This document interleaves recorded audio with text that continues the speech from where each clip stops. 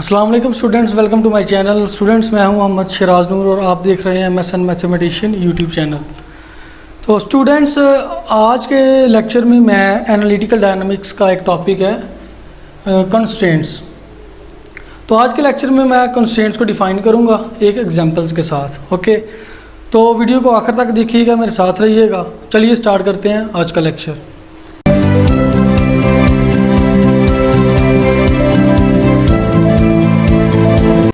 तो स्टूडेंट्स, हमारे पास कंस्ट्रेंट्स देखें, हम डिस्कस करने जा रहे हैं कि कंस्ट्रेंट्स क्या होती हैं और उसके बाद हम उसकी एक एग्जांपल को देखेंगे।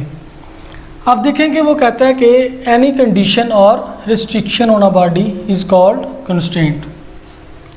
देखें कि वो कह रहा है कि किसी बॉडी पे हमने कोई रिस्ट्रिक्शन लगा दी है, कोई कंडीशन लगा दी है या कोई लिमिटेशन लगा दी है, तो उसको हम क्या बोलते हैं? कंस्ट्रेंट। तो देखें कि बेसिकली हमें क्या पता चला कि कंस्ट्रेंट क्या होती है कि जब किसी भी बॉडी पे कोई भी हमने कंडीशन लगा दी है, कोई भी लिमिटेशन लगा दी, उसको लिमिट कर दिया, उसको रेस्ट्रिक्ट कर दिया, तो उसको हम क्या बोलते हैं? कंस्ट्रेंट। अब देखें कि the limitations on the motion of a system, किसी सिस्टम की मोशन पे जो लिमिटेशन आर कॉल्ड कंस्ट्रेंट्स। वही बात है कि कोई भी मतलब कि हमारे पास बॉडी है, उसकी मोशन पे जब हम उसको लिमिट कर देते हैं, उसकी मोशन को लिमिट कर देते हैं, तो उसको हम क्या बोलते हैं? Constraints. And the motion is said to be constraint motion. और जो पार्टिकल की वो मोशन होती है जिसको हमने रिस्ट्रिक्ट किया होता है, जिसमें हमने कोई कंडीशन लगाई होती है, जिसको हमने कोई लिमिट किया होता है, आप उस पार्टिकल की मोशन को क्या कहेंगे? Said to be constraint motion. आप देखें कि वो कहता है कि if it limits the motion of a system and number of coordinates needed to describe the motion. अब देखें कि वो कहता है कि ये बेसिकली वही चीज़ है कि किसी सिस्टम की मोशन को लिमिट कर रहा है, और दूसरी चीज़ ये है कि number of coordinates needed to describe the motion. अब स्टूडेंट्स एक एग्जांपल लेते हैं। ये देखें कि लेट्स सपोज कि मैं एक पार्टिकल ले लेता हूँ। ये मेरे पास एक पार्टिकल है। अब मैं क्या कहता हूँ? मैं कहता हूँ कि ये जो पार्टिकल है ये यूनिवर्स में मूव करने के लिए फ्री है। मतलब कि ये पार्टिकल को जो है ना, इस पर मैंने कोई रिस्ट्रिक्शन नहीं लगाई, कोई कंडीशन नहीं लगाई। मैं कह रहा हूँ कि ये पार्टिकल पूरे यूनिवर्स में कहीं भी मूव कर सकता है। ठीक है, तो इस पर कोई कंस्ट्रेंट नहीं है। लेकिन अगर मैं कहता हूँ, ये देखें, अगर मैं इसको एक स्क्वायर की बाउंड्री पे फिट कर देता हूँ, एक स्क्वायर की बाउंड्री पे मैंने इस पार्टिकल को फिक्स कर दिया। अब मैं क्या कहता हूँ? मैं कहता हूँ कि ये जो पार्टिकल है इस स्क्वायर की बाउंड्री पे सिर्फ और सिर्फ इसकी बाउंड्री पे मूव करेगा, इसकी बाउंड्री से ये बाहर नहीं जा सकता। तो ये देखें कि मैंने इस पर एक लिमिट लगा दी, एक रिस्ट्रिक्शन लगा दी है कि ये पार्टिकल अगर मूव करेगा तो सिर्फ और सिर्फ इस स्क्वायर की बाउंड्री पे मूव करेगा। पहले तो ये यूनिवर्स में मूव करने के लिए फ्री था, इस पर कोई कंस्ट्रेंट नहीं थी। लेकिन अब मैंने क्या बोला है कि ये पार्टिकल जो है इस स्क्वायर की बाउंड्री से बाहर मूव नहीं कर सकता। अगर ये मूव करेगा तो इसकी सिर्फ और सिर्फ बाउंड्री पे मूव करेगा। तो मैंने इस पर रिस्ट्रिक्शन लगा दी, इस पर कंडीशन लगा दी, तो इसको हम क्या बोलते हैं? कंस्ट्रेंट। अब दूसरी बात यह है कि देखें, वो कह रहा है कि number of coordinates needed to describe the motion. It limits the motion of a system and number of coordinates को भी लिमिट कर देता है, जो कंस्ट्रेंट है। अब वो किस तरह करता है? अब देखें कि जो हमारे पास एक मैंने पार्टिकल लिया था जो कि यूनिवर्स में किसी भी जगह पे मूव करने के लिए फ्री था, तो उसके लिए उसकी जो मोशन को डिस्क्राइब करने के लिए हमें एक्स एक्सिस चाहिए, Y axis, Z axis and time T. मतलब कि हम डिस्क्राइब करेंगे कि एक्स एक्सिस पे वो कितना मूव कर चुका है, वाई एक्सिस पे, जी एक्सिस पे, और कितना टाइम वो मतलब कि मूव कर चुका है।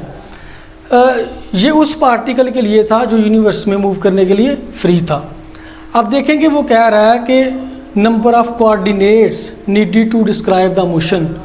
वो कोऑर्डिनेट्स जो उसकी मोशन को डिस्क्राइब करने के लिए जिनकी ज़रूरत होती है उसको भी लिमिट कर देता है, जो कंस्ट्रेंट है। अब देखेंगे वो किस तरह लिमिट कर रहा है। देखें कि अगर ये पार्टिकल हमारे पास, ठीक है, जिसको मैंने लिमिट किया हुआ है, अब देखें कि अगर हम इसकी मोशन को डिस्क्राइब करें, फर्ज के ये हमारे पास एक्स एक्सिस है और ये हमारे पास वाई एक्सिस है, ठीक है।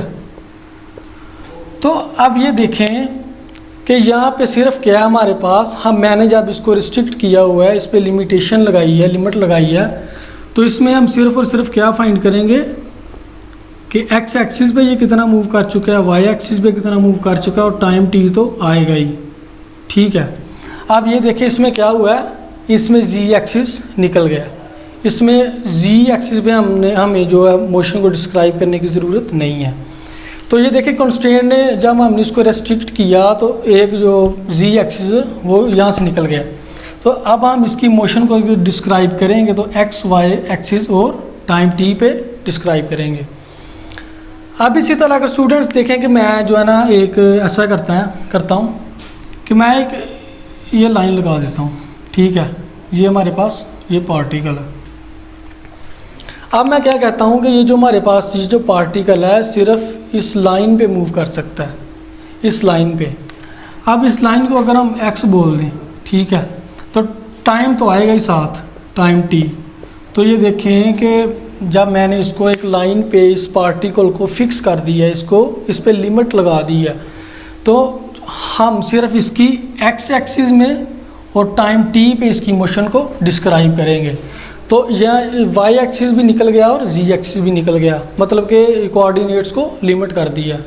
तो ये कंस्ट्रेंट्स ने जो है ना इसके कोऑर्डिनेट्स को लिमिट कर दिया।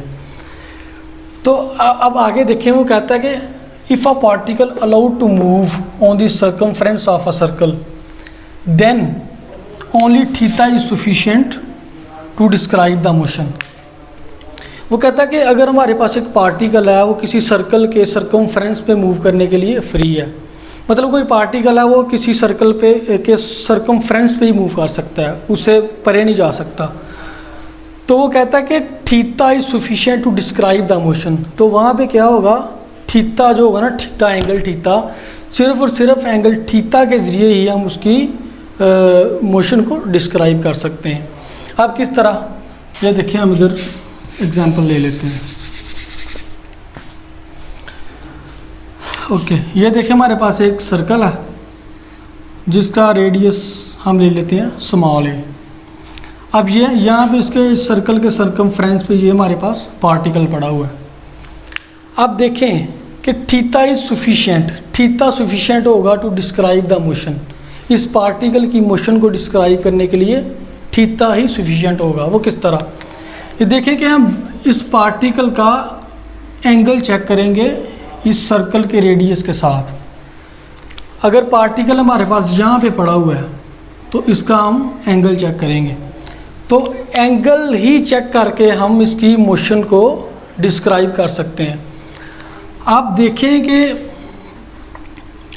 ये जो पार्टिकल है सर्कमफ्रेंस पे पड़ा हुआ सर्कल के, तो अब यहाँ पे क्या होगा, इसका हम अगर हम पोजीशन वेक्टर आर लेते हैं या इसका हम पोजीशन वेक्टर आर लेते हैं तो हम क्या देख रहे हैं कि इसका पोजीशन वेक्टर इसके रेडियस के इक्वल आ रहा है। तो ये देखिए मैंने इसको एक सर्कल के सर्कमफ्रेंस पे बाउंड कर दिया है, लिमिट कर दिया। तो अब ये जो पार्टिकल है ये ना तो सर्कल के बाहर जा सकता है ना सर्कल के अंदर आ सकता है, इसके सर्कमफ्रेंस से ना तो अंदर आ सकता ना बाहर जा सकता। मैंने इसकी मोशन को लिमिट कर दिया, ठीक है। अब वही वो कह रहा है कि constraint are mod equal to a. यहाँ पे हमारे पास जितने भी हम इसके पोजीशन वेक्टर्स लेंगे वो इसके रेडियस के इक्वल होंगे।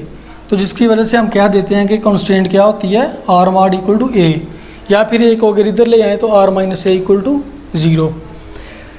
तो यही चीज़ थी कि जब हमने किसी पार्टिकल पे कोई कंडीशन लगा दी है तो पार्टिकल के एक बात हुई है कि उसके जो कोऑर्डिनेट्स हैं उसको लिमिट कर देगा, ठीक है, जिसकी वजह से जो पार्टिकल की जो मोशन है उसको डिस्क्राइब करना बहुत इजी हो जाता है, ठीक है।